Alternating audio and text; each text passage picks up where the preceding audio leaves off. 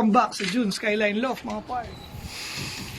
Tara mga pards, silipin natin yung ating mga nakabreed. Ayan o. Ayun, nagpisa na. Ay, kita ba? Lagaan yan ha.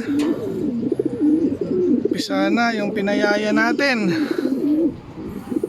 Inbreed to ng Laylamak mga pards. Uy, so may crack na rin pala. Huwag natin hawakan, baka magtampo. Then ito, laki na.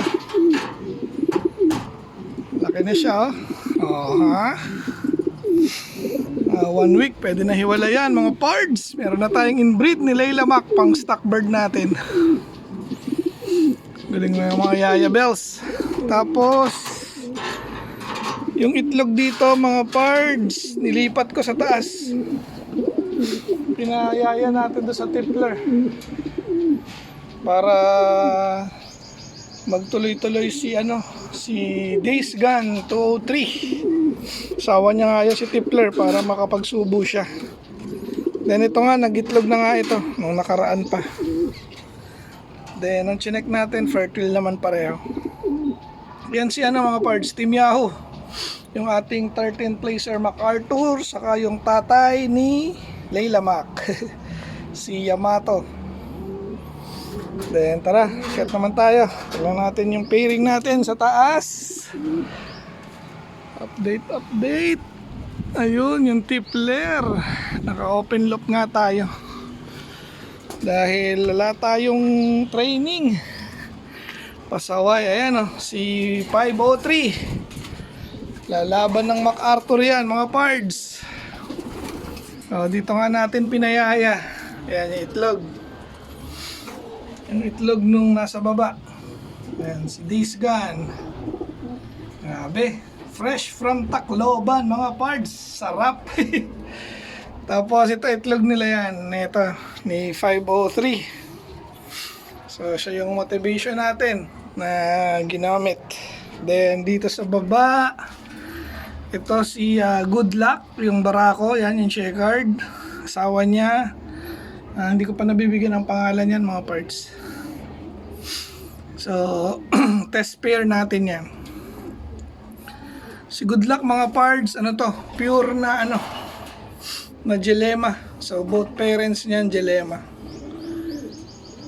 Then ito, both parents naman nito MacArthur Clacker. So, tingnan natin kung maganda ang kalalabasan.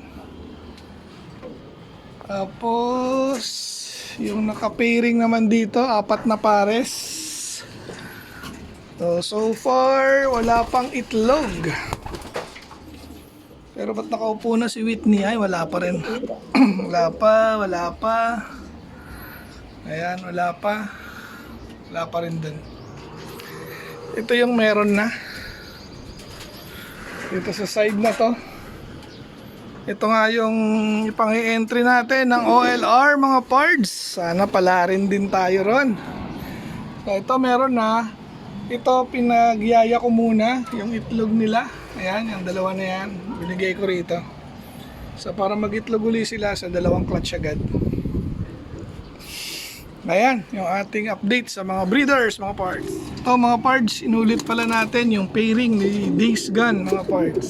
Ayan Ito mismo yung magulang ng Tacloban Clacker natin, mga pards. Inulit natin, so may itlog na nga at fertile naman. Chinek ko na kahapon. Ayan, sana maglabas ulit para magtuloy-tuloy na yung ating pagpapauwi ng Tacloban, mga pards. Ayan may itlog nila. Okay. Ayan na si 503 mga pards. Makapagpaklak kaya tayo ulit ng Tacloban. Ay, Tacloban. ng MacArthur. Ayan ino-open loop ko nga lang. Hindi tayo makapagbitaw na Hindi na tayo makapag self toss mga pards. So try naman natin yung ibang approach. Open loop siya. Araw-araw. Hanggang sa mag-loading. Ay, malis na. Hanggang sa mag-loading kailan ba? This week, next week. So, lapit na, Wednesday na nga ang loading ng ating MacArthur mga parts.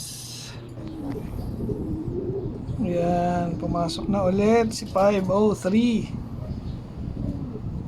Porque naglilimlim si 203 ah. Takot yan kay 203. Kay Days Gone. Oh, labas na naman. Ay, kailangan ginagawa niyan maghapon. May nginain.